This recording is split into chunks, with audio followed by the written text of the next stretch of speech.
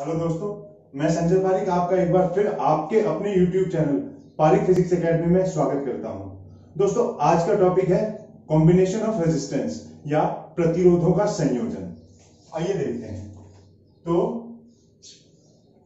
प्रतिरोध या रेजिस्टेंस, प्रतिरोधों का संयोजन या कॉम्बिनेशन ऑफ रेजिस्टेंस।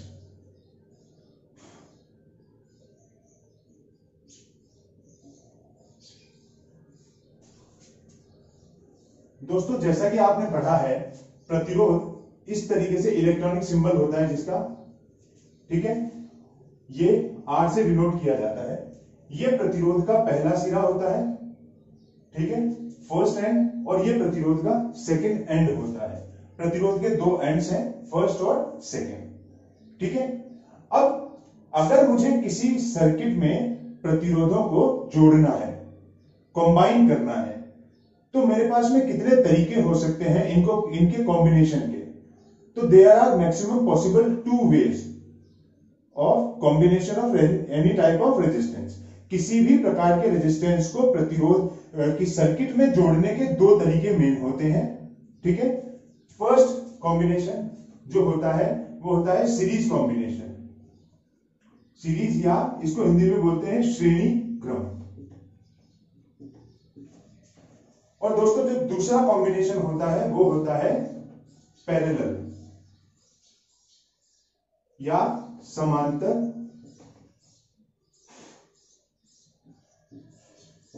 संयोजन। समझ में आया? अब धीरे धीरे आएगा, ध्यान दो। श्रेणी क्रम संयोजन क्या होता है? देखो, मैं आपको एक सर्किट बना के बताता हूं। सबसे पहले हम रेजिस्टेंस को श्रेणी क्रम में पढ़ते हैं कि सीरीज कॉम्बिनेशन क्या होता है। तो देखो, ये कोई रेजिस्टेंस है, ठीक है, R1, ये कोई रेजिस्टेंस है R2, और ये कोई रेजिस्टेंस है R3। तीन तरीके के रेजिस्टेंस ले लिए मैंने। ये मेरी कोई बैटरी है, ठीक है, जिसका ये प्लस सिरा है और ये नेगेटिव। बड़ा वाला जो होता है, लार्जर साइड, वो प्लस टर्मिनल होता है, स्मॉलर साइज जो होती है वो नेगेटिव टर्मिनल होती है। और यहां मैंने एक रख दिया की, या जिसको मैं बोलता हूं कुंजी के। Got it? अब ये फर्स्ट सिरा है, तो सीरीज कॉम्बिनेशन कब किया जाता है?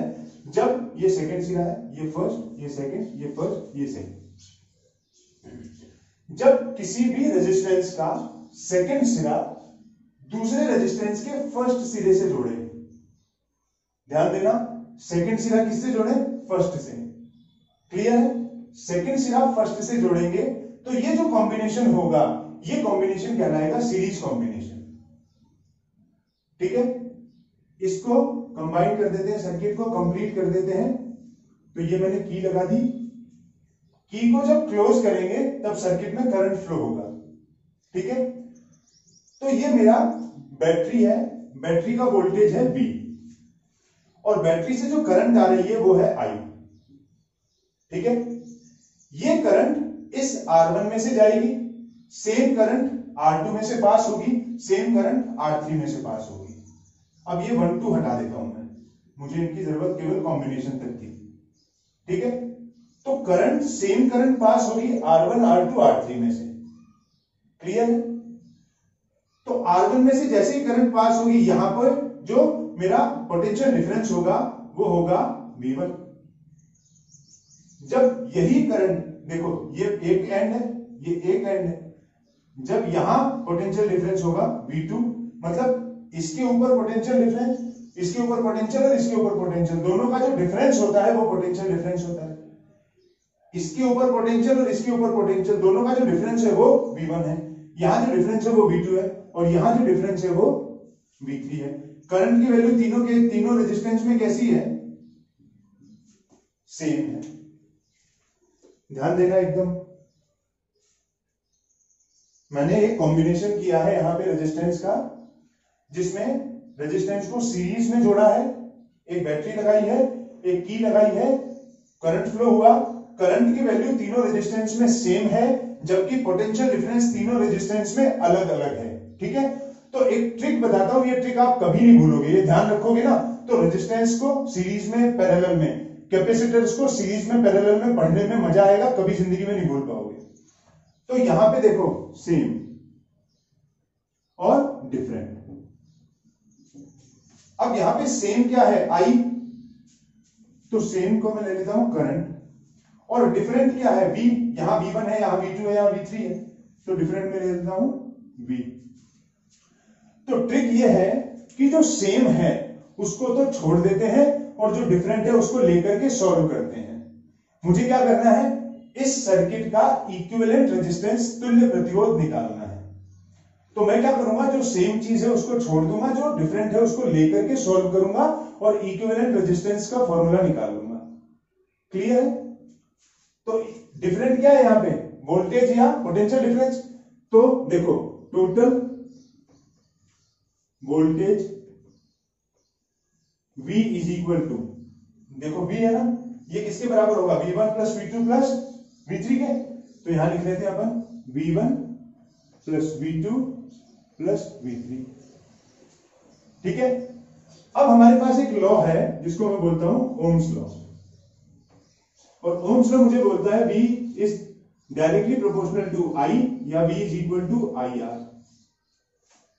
ठीक है, अब इस वाले सर्किट में देखते हैं ओम्स लॉ लगा करके, V is equal to IR है ना, तो इस वाले सर्किट में ये छोटा सा सर्किट मान लेता हूं V1, I और R1।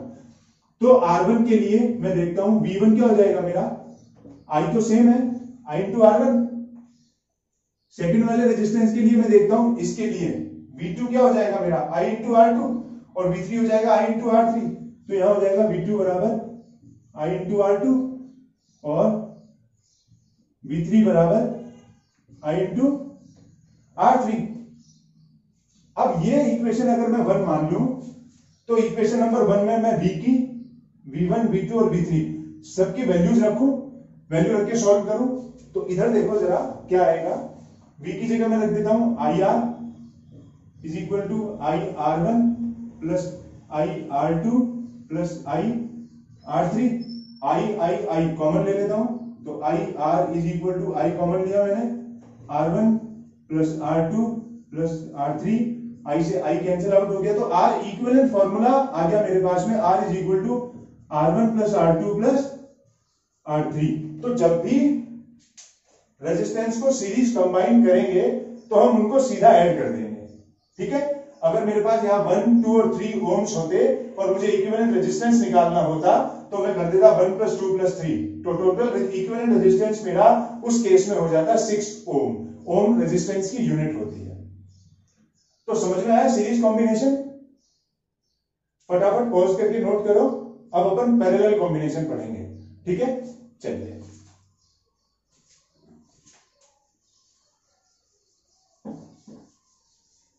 और चैनल को लाइक, शेयर, सब्सक्राइब करना ना भूलें। ठीक है, ट्रिक याद रखना जो मैंने शॉर्ट ट्रिक दी है आपको। चलिए, अब अपन पढ़ते हैं सेकंड, पैरेलल कॉम्बिनेशन। ठीक है, पैरेलल कॉम्बिनेशन में देखो मैंने आपको बताया था ये रेजिस्टेंस है मेरा, ये इसका फर्स्ट एंड है, ये इसका सेकंड एंड है ना। सीरीज में क्या किया था अपन ने, सेकंड वाले एंड को फर्स्ट एंड से जोड़ा था, सेकंड एंड को फर्स्ट एंड से जोड़ा था सीरीज में।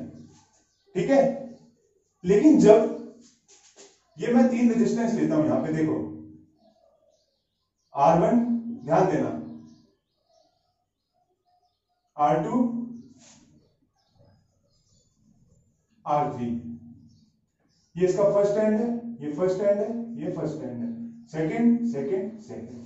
पहले वाले में क्या किया था, सेकंड को दूसरे के फर्स्ट से जोड़ा था, सेकंड को तीसरे के फर्स्ट से जोड़ा था, तब मेरा सीरीज कॉम्बिनेशन आया था। यदि मैं तीनों सेकंड को एक साथ कंबाइन कर दूं, यदि मैं तीनों फर्स्ट को एक साथ कंबाइन कर दूं, तो जो मेरा कॉम्बिनेशन आता है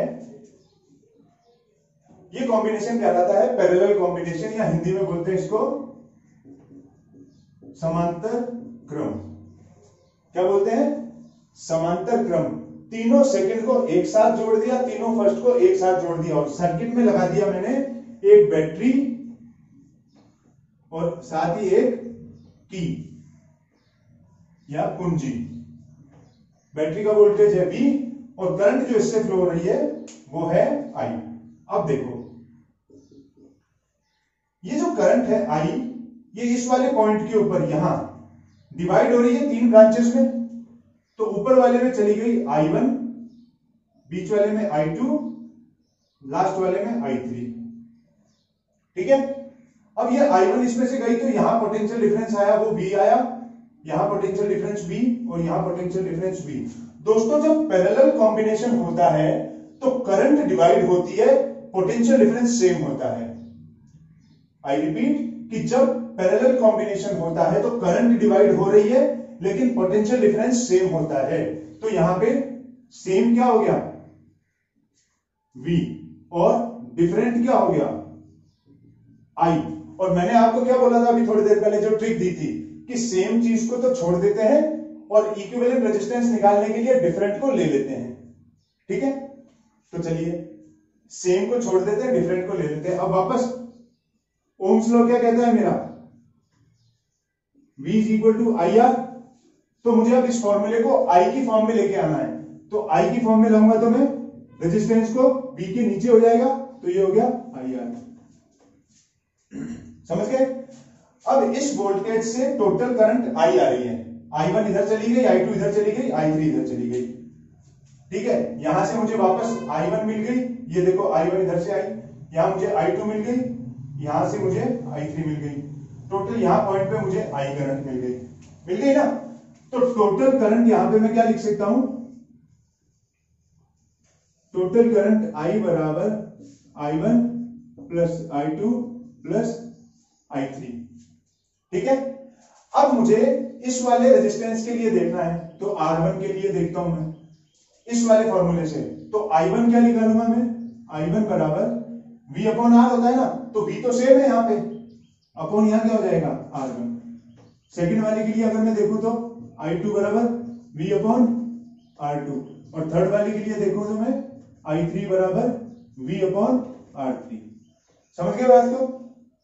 अब देखो I की वैल्यू है मेरे पास में, इक्वेशन नंबर ये 2 है मेरी, और इसको मैं मान लेता हूं 3। तो मैं 1 से I की यहां वैल्यू रख देता हूं और I1, I2, I3 की 3 से यहां वैल्यू रख देता हूं।